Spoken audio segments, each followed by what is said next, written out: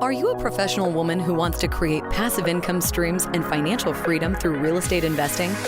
Join us here on Real Estate Investor Goddesses, hosted by Monick Halm. Listen to women who are rocking it in real estate investments as they share their stories of success, failures, and best advice in real estate investing. Start creating real wealth through real estate. Tune in today. Here's your host, real estate investor, syndicator, and developer, Monick Halm.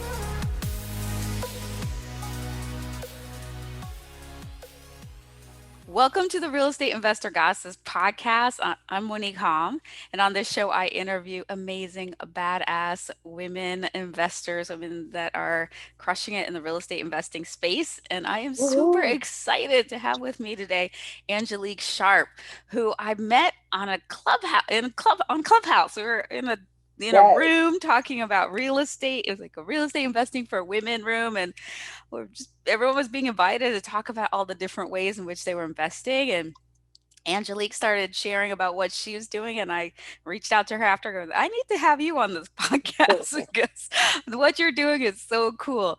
She's the comprehensive economic development specialist, currently serving as director of the City of Milwaukee Business Improvement District number 19, also known as the Villard Avenue BID. She is responsible for the management and oversight of a historic retail corridor comprising over 230 commercial parcels on the north side of Milwaukee. It has experienced decades of public and private disinvestment. And some of her projects typically include public way planning, street beautification, public safety and maintenance, district marketing, commercial business retention, attraction, and other economic development initiatives. So she's working on the policy side and the government side, but also she's an investor herself. And I'm super excited to have this conversation with her. Welcome, Angelique. Thank you, Monick. It's great crossing paths with you again in person. Not just a voice. So this is amazing. Great energy, wonderful holiday weekend, all this melanin and ambition. Thank you for having me. Thanks for coming on the show. So I always like to start with your own story. So tell us, how did you get started in real estate investing? Okay. Thank you. So how I got started in real estate investment, I have been working in our community for over 20 years. And most of the bulk of my work have been in community services, community development, and youth development, youth and family services. And basically there came a point where I have been working with nonprofits for a long time, and I decided that I wanted to venture out into entrepreneurship and invest in our young people. So I, having a bachelor's and a master's degree in cultural foundations of community engagement and education with my undergrad focus in child and youth work, I opened up a childcare center, a family childcare center out of my home to really care for children whose families really aren't into like the larger group. They wanted more one-on-one attention, registered nurses, things like that. So I did that, enjoyed that for 7 years. And I happened to decided to venture out to look for a building to grow my business. And I found a beautiful mixed-use building on a key corner in a neighborhood here. And I fell in love with the building. I didn't know anything about real estate. It's actually laughable now about it. But I purchased the building from a guy that was in pre-foreclosure. So I think he was pretty much just trying to sell the building. And I just thought it looked great. And so, that's probably one of the red flags. You don't want to ever just purchase a building because of how it looks. ever. So, no, I didn't have a realtor. My mother had helped invest with me, and I purchased this building that the city had for, it was assessed at the time for $160,000, and I got it for $70K. But it had a lot more wrong with it than I thought was right. So the building was extremely blighted. It had water coming in from the roof through the first floor, through the first floor down to the lower level. All the windows was busted out. So it was boarded up. So I didn't know that all the windows were busted out. The plumbing had been, cut, and the Oh, electrical was cut and damaged. It was really in bad shape. So I wouldn't, again, that probably would be the mistake of a lifetime. As far as like a real estate, I don't think any professional would tell you to purchase something because of how it looks. So that's definitely my disclaimer for anybody out here in the game that's kind of eyeballing things like, hey, that looks pretty good. But so basically, when I purchased this building, that pretty much opened up that can of worms for me. So I literally thought that I could pack up my child care belongings out of my home, put them in a storage pod, drop the pod off at the building, and get the lights cut on and set up shop. But it didn't happen like that. So anybody that knows that residential is a completely different beast than um, commercial. So I had to go through, the building was not zoned for what I wanted to be zoned for. I had to get buy-in from the community, from the auditor person. It was just, I had to get it surveyed. I had to get, plumbing and electrical work done, and inspections. It was just all of these things that developers go through when they purchase a building that they're rehabbing or whatever the case may be. And I actually fell in love with fixing up this vacant, blighted building. It just woke up a skill set that I didn't even know I had. So I'm coordinating contractors the age of my father to fix this building without any experience. So, and I think that was just a transfer of leadership skills and coordinating different things. And within that, I was this was the position that I'm in became available, and my ED, she tapped me. I guess she had, been inquiring about what I was doing, and she told me about this position. I was like, that sounds interesting. After 20 years in, one lane, I kind of wanted to, just switch things and try something else. And I found out that I was really good at it, and it really allowed me to take my advocacy skills for our community really the highest level that you can probably bring it from a community standpoint. I think that the next level would literally be a politician, and we work with the mayor's office to really get things in place. So that's my story, and I'm sticking to it. wow, that's amazing. There's so many great things about the story. And probably, yes, there were, like you were saying, a lot of mistakes made, but if you hadn't have Yes, made them, right, then you wouldn't be where you are today. So, but absolutely.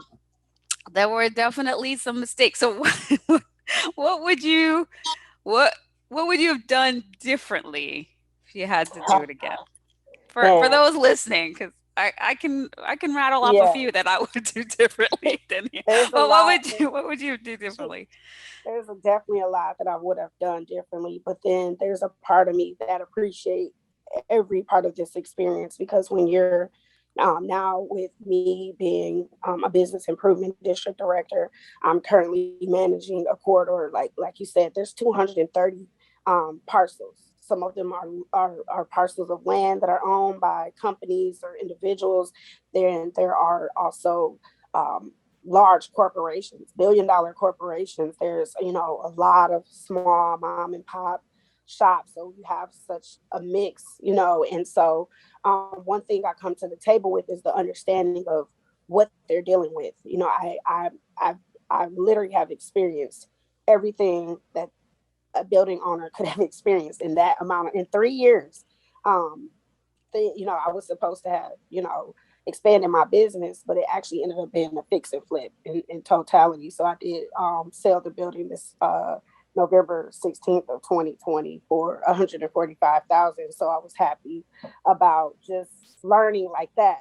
but Yeah. um, but it was, I would say, the most difficult part was, for one, always have, I think it's great to have a realtor or some type of a team of different inspectors and all the things that you need to really give you the whole, put the whole story in front of you so you can really make an informed decision. I did not make an informed decision. I made a decision from the heart.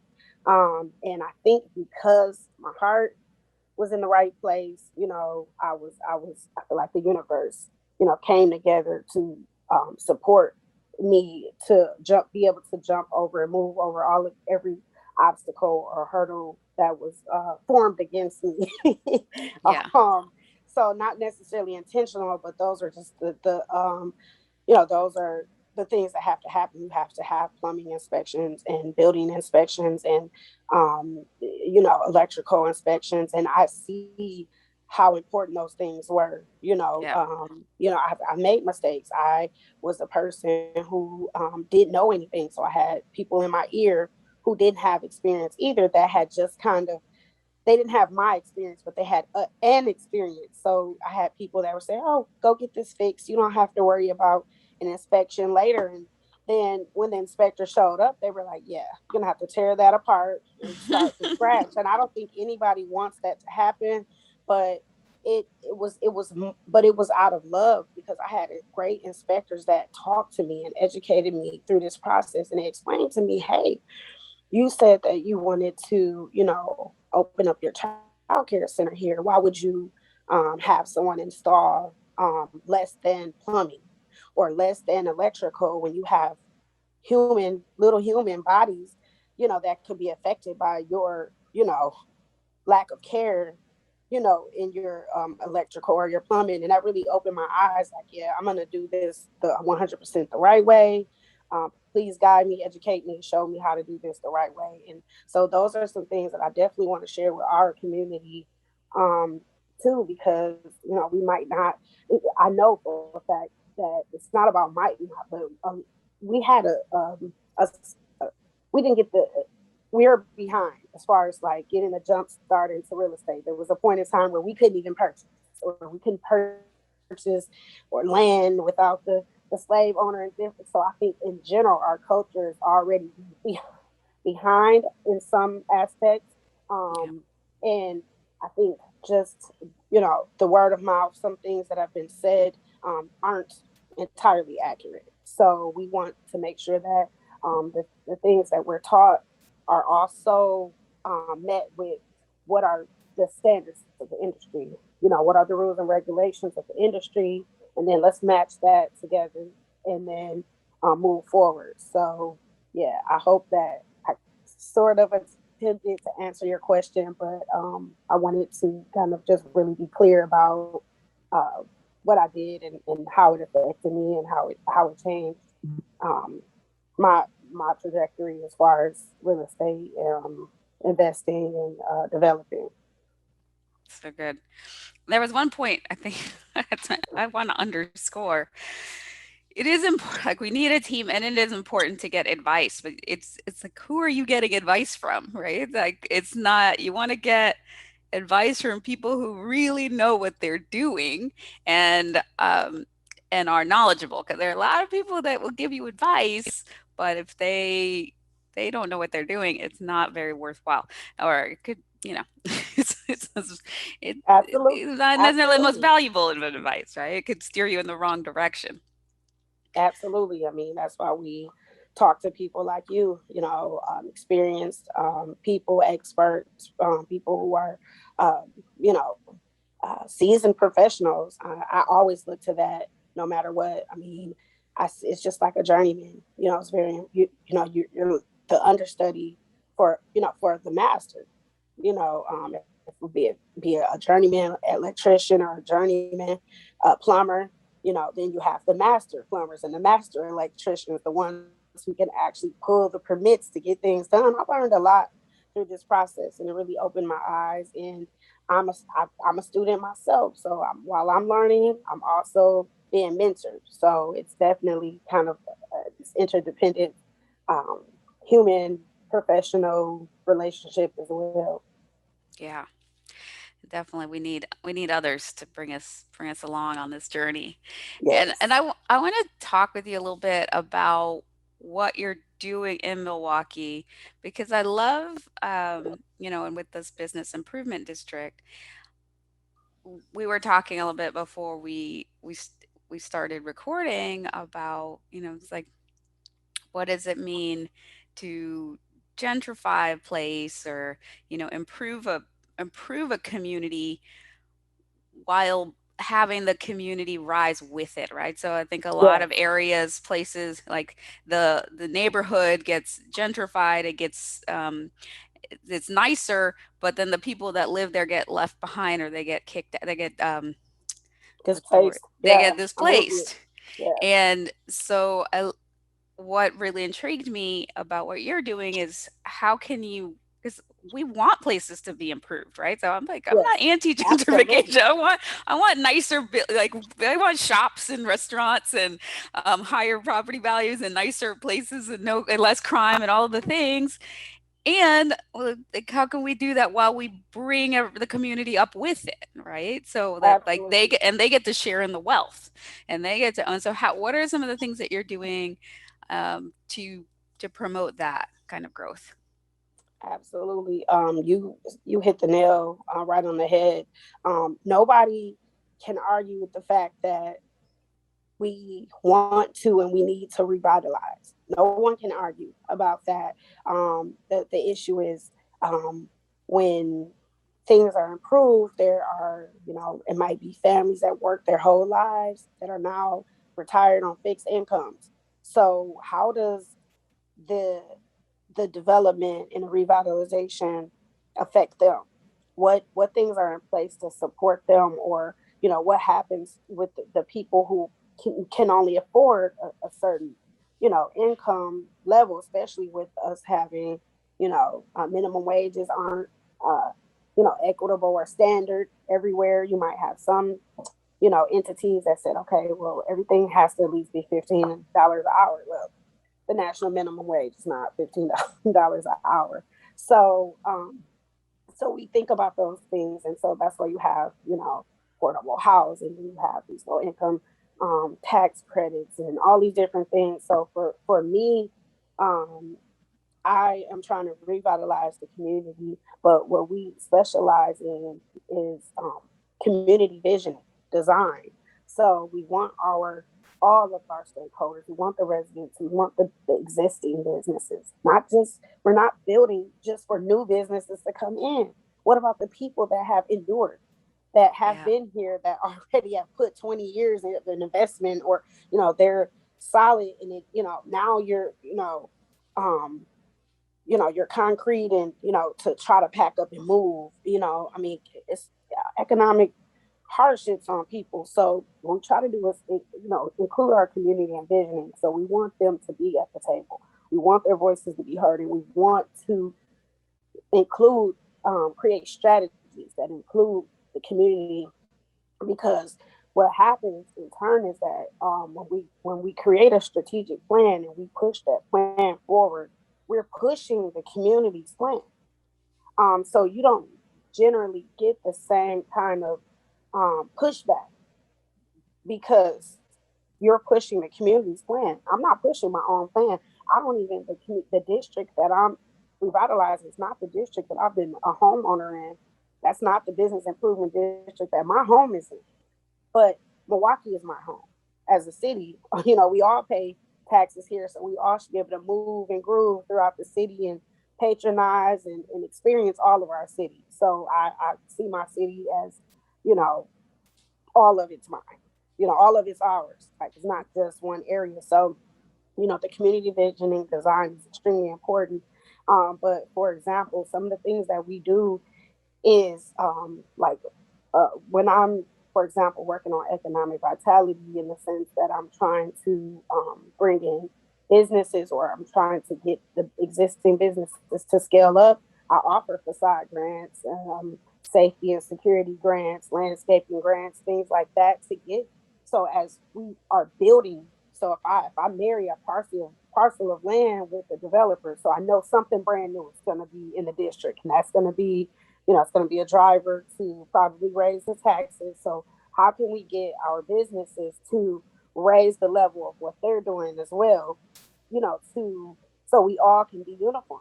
So I don't want someone to come in brand new and then as everything is building, you're starting to look lower because you kind of stayed at this point and you hadn't been. So it's about building the capacity of them too, because every person who owns a business is not an entrepreneur by choice.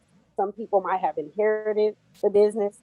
They might have inherited and didn't even want to run it, Yeah. but they don't want to let it go. So how do you still work with them? And I'm at the table always trying to, just educate them and show them what you can do. If you really don't want to be there, guess what? You don't have to be involved with it. You can actually be a business owner who owns the building, who leases out the space to a good, Yeah. get you a good solid business that will pay their lease, that will, keep everything pristine, and you don't have to, worry about the revolving door in your business. If so that's the whole, how do you attract, or recruit and retain good, you know, business owners to even be a leasee for yourself. Because we have people that hold properties not because they're a real estate investor who's just holding property. Because some people do that. They're holding it because they're not sure if someone will come in and start doing after hours dog fighting or something in their space, and now they're being ousted out of the community. I mean, those are some things that actually happened in our community before, where the owners are living out of town, and then they leased it out to someone, and that person kind of took over and started to run the business down. So these are the things that we're just using that as an example of how we try to get them to be here, to scale up. Let's get you some grants. Let's landscape it. Let's get some signs. Let's get your curb appeal together. Let's get you matched with some city grants where you can get some things um, done, some work done on in the inside. So then we can kind of just again get people to scale up as the business district is moving up, because that's just the easiest way. Is all these new things are popping up, then the people who are kind of just here, that might have always just been here and been steady for a while, they kind of get left behind because everybody's Yeah. like, "Oh, what's the new thing that's here?" So that's how we're fighting gentrification. I'm trying to keep you here. Now the issue is that I can even walk away with a good conscience. Is if you just like, I'm just not gonna put anything in. I don't want to do anything. Now those people, we just have to let nature run its course. I wish no ill will for a person that just decide like I'm just not gonna do anything else. But there's gonna be consequences, you know, for our choices, or our actions or inactions. And so I would rather it be that way than to just let everybody stay the way they are and not just worry about bringing in new things all the time, and then all this new development, and then everything almost is, you know, um, almost just irrelevant, almost, Yeah. because everybody's looking for the new thing. So I'm always trying to keep us all moving forward together, like you said, instead of focusing on let's just revitalize. When you revitalize, you're not just revitalizing the new things. You should be revitalizing everything. So I'm not just looking at the storefronts.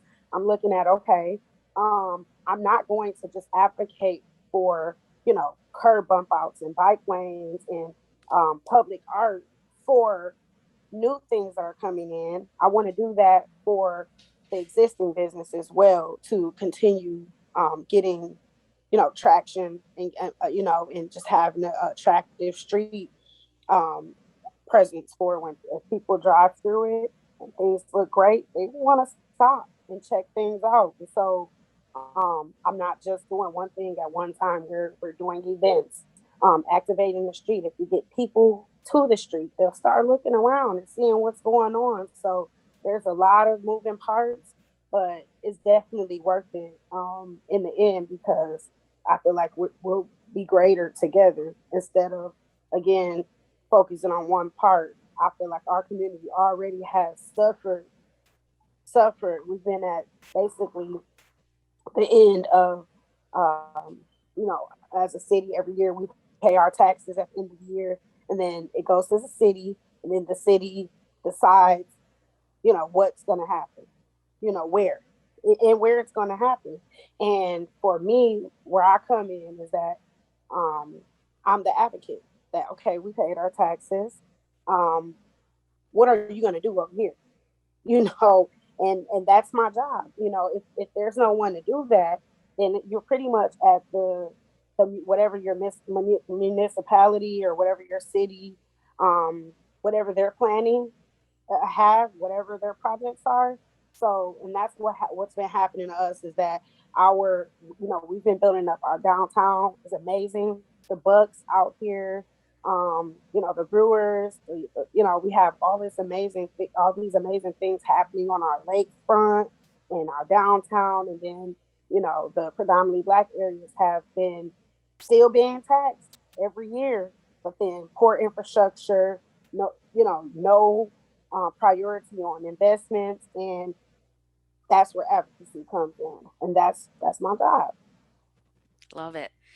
So if there's a woman who wants to start investing, maybe they want to do a commercial or mixed use, they want to purchase in that area, what advice would you have for her? Somebody who's just starting. Yeah. Yes, I definitely encourage women, definitely in development. It's definitely male dominated, but I'm seeing women rise. It's amazing. But basically, in, inclusion, do some community visioning. Get within a community development corporation, get within an economic development corporation, get with a resident association or a commercial district of business association. Try to find like a larger advocacy group, and you know I would even say create a plan first. Talk to the people, find out what their needs are over there. What are they looking for? Where are their problems? And try to build whatever your development or investment, whatever it is that you want to do, center it around what the community wants, because you want everybody to patronize and come and Yeah. and sign up for a lease and be a part of whatever it is that you do. If, in our hearts, we might want to do something somewhere, but there are people, there are businesses that are there. They'll tell you what they want and need. So we can't come in wanting to see our vision in other people's neighborhood without their input. So I So would good. say let the community tell you what they need, and then just say, if you wanted to do, like you say, if you want to do a mixed use development, that's fine. But find out what would be the best mixed use development for this neighborhood, you know, and then that's how you get whatever, build your plan, hash it out, present it, show some pictures, show some things, ask people, even when um, the community, they don't have a developer mind or investor mind, so they might not know the terminology. Then you know what you do? You give them image preference surveys, give them pictures, show them pictures of different types of planters or different types of public art or different types of, um, you know, uh, green infrastructure that you can, incorporate in development. Give them pictures and let them put stickers on the different pictures, and then you can still create it. If you're looking for metrics, those are your metrics. You can count those stickers, you know, and you can still say, okay, the community wants this, they wanted that. We're okay, so we're going to incorporate this in our development. So I mean, and you can do that with children. You can show children 10 different types of trees and what those trees do. And you can give them stickers, and you can ask them, what type of trees do you want over here? Or what type of play equipment do you want here? It's that simple, and I know it seems, when we're developers, it might seem like, okay, I'm trying to build, I think that's minutia to try to, you don't have to make it complicated. Bring things to their level, and it doesn't have to be hard. We do these things, and if it's anything that I could share, I think it would be that for me. That's great. And when you allow people to help decide, then they're very then they're engaged and they want to, they'll want to come back and patronize, and because they'll feel part of the success Yes, of your business. absolutely. It's that's pride. You're building neighborhood pride right then and there, and that's what you want to give people something. And that's what I want to give people. I want people to know that our corridor is a rare jewel because I think we have over 70% walkability in our corridor, meaning you can walk from shop to shop to shop. We living in the days where people are still navigating the territory of where the mall model failed. Our malls right now are struggling, like they're either dead or they're struggling trying to figure out how to keep that model going because things are so huge and so far apart. People have to get in a car, drive to one store, shop there, put that in the cart, get back in the car, drive to, and people are looking to go in. It's just more about efficiency too and accessibility. So yeah, I think that we definitely have something really unique that I try to show them. But again, it's just that interdependent relationship. If you don't include the residents, it's the residents. They're the ones who have to get the lease. Yeah. They're the ones who have to get the business lease. So how do you not include them? They're the ones that are going to keep us up and running. And so, as a business corridor, I'm always talking to the businesses. Never get too ahead of yourself to where you think, okay, I'm just going to do this. Okay, well, if you don't include what the community wants, you can build up an inventory full of a store full of inventory, and people might still walk past it to go somewhere else because you're not offering um, the needs and amenities that sustain the lives of the people that live around there. So it's definitely it's a marriage Yeah. situation when it comes to that. So I was kind of trying to remind people of that. Great. And what do you wish you'd known at the beginning that you now know? I wish that I knew uh, how important the people were at the beginning because they drive everything, even politically. Yeah. These are the alderwomen, the aldermen, our local politicians. These are their constituents. These are their voting base. So they're looking to cater to their voting base. And so to know how important the resident, the taxpayer is, that voter is, and how different ways on how you can um, empower them. Once you empower them and build their capacity, they can change the entire game. Not It's not the developers, it's the people. I mean, I've seen it before. I've seen developers come out, investors come out with all the heart and money in the world. When those residents are when they are engaged and they come out, that could be the yay or nay to what you're doing. It's not going to be just an order person's or a committee's decision. It's going to come down to those people. So if they show up, you want them to show up and support what it is that you're doing. So I wish that I had known before how important that was, even way back when I was doing what I was doing, because I didn't. I started all everything on before, and then found out, okay, you have to get community buy-in. So I had already purchased the building. I'd already started getting things done. So yes, it's if I had known how much power in the people, I think that would take any investor such a longer way forward. Yeah. Community buy-in is really important, especially if you're trying to do anything new, get anything permitted, get anything, you know, approved. But in any case, relationships are always, I think, so important with real estate. Absolutely. Whatever type of real estate you're doing, it's a relationship Absolutely. business. Um, and yeah, I like what you're saying because we think about, I often think about the relationship with my team members, with my tenants, with my, the different people I partner with, but I don't necessarily always think about the relationship with the greater community, the community as a whole. though it is part of my mission, and our mission at Real Estate Investor Guys is to only invest where we can leave a property in a community better than we found it. Yes. But that, like, really thinking, it's like, okay, this community buy-in um, piece is really great.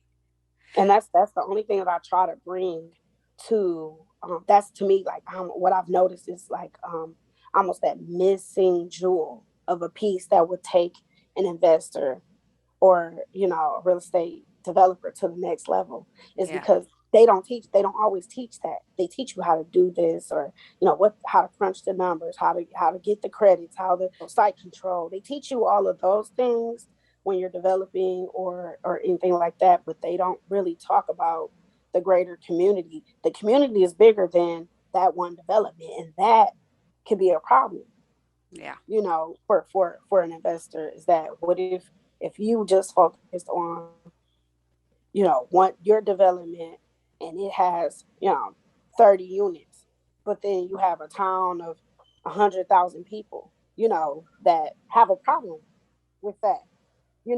So I definitely just kind of really thinking about this effect on the whole community. How does the whole community receive what yeah, it is that you're doing, and how are you making it a part of that? And a lot of times it's really just about connecting with the greater community. It doesn't have to be a hardship on a developer when they tell you, okay, or an investor when they say, okay, you want to provide senior housing, um, but what kind of programs and amenities do you offer? Then you're thinking like, okay, that's out of my league. I'm not a social service agent, et cetera, et cetera. Well, you know what? It's probably several organizations within that community that are serving that population. Like you said, Monique, let's build some relationships and figure out how we can um, see if what they're offering, maybe they can, you know, do some satellite work here. yeah. Um, I I don't love have that. to hire a full-time staffer to provide those. Let's reach out from our community and let them do what they're already doing, because they're probably already looking for someone or a someplace to spread the work that they're doing. I love that.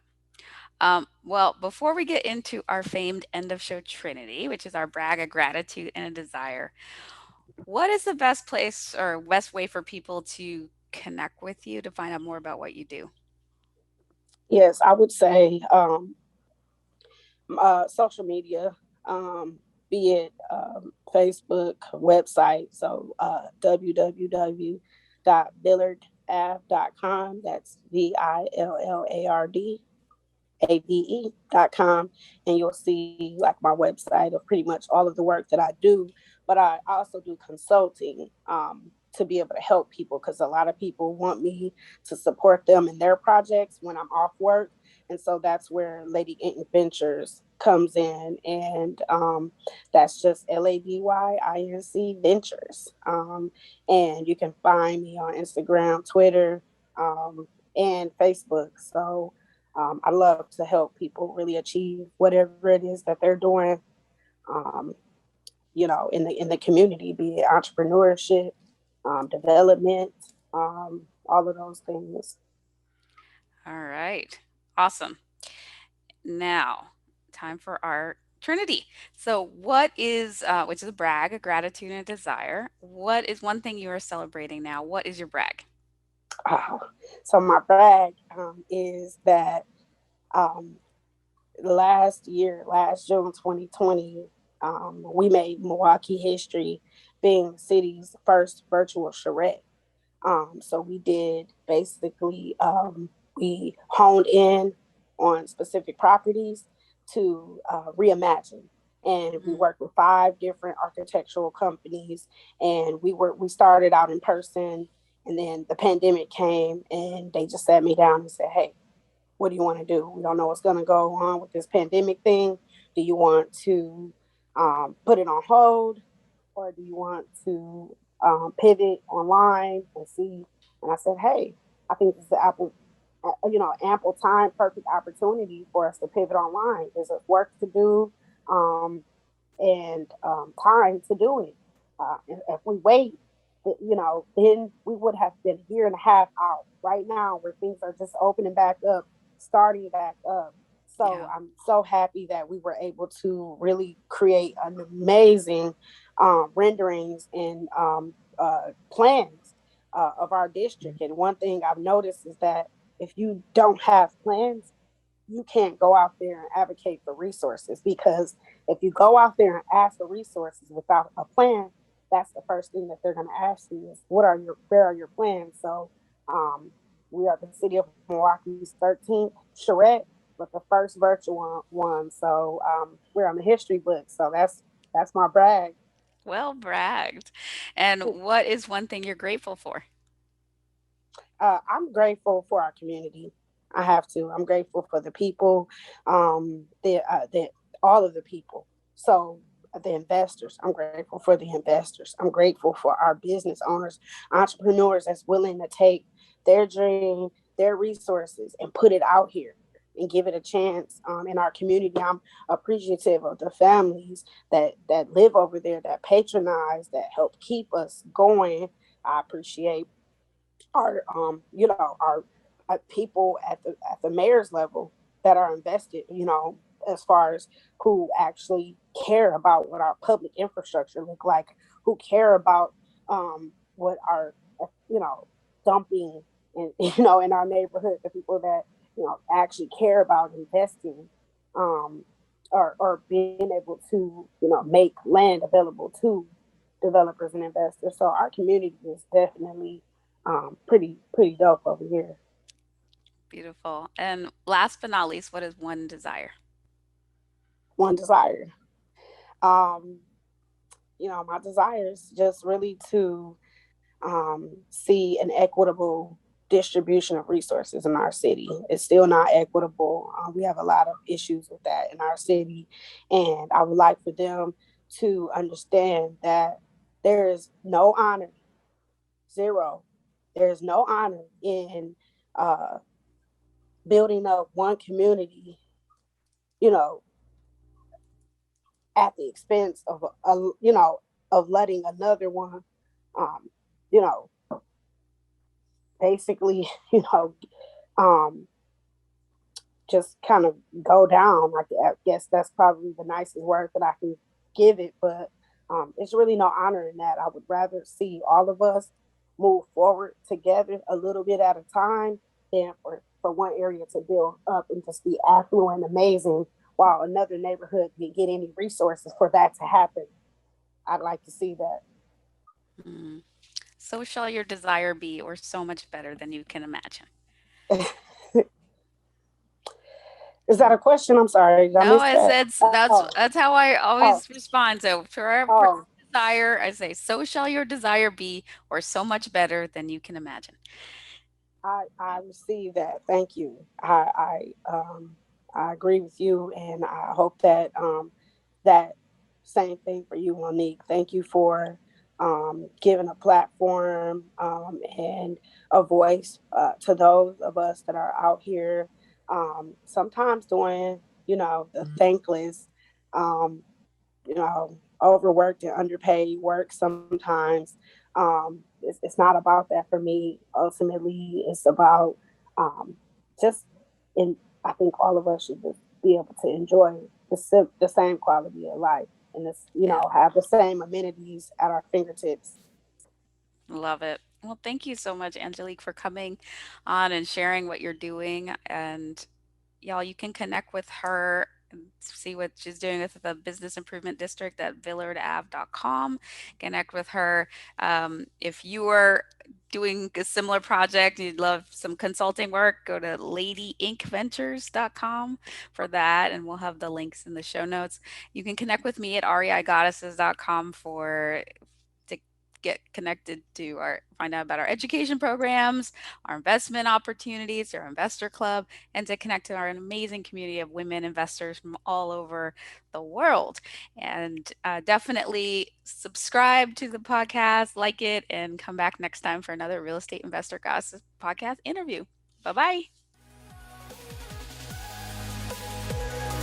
You have just listened to another episode of Real Estate Investor Goddesses. a show dedicated to sharing stories of women creating real wealth through real estate. If you found value on what you just heard, feel free to share with your friends. Visit us at reigoddesses.com to learn more about our programs and live events, as well as to access other resources. Until next time.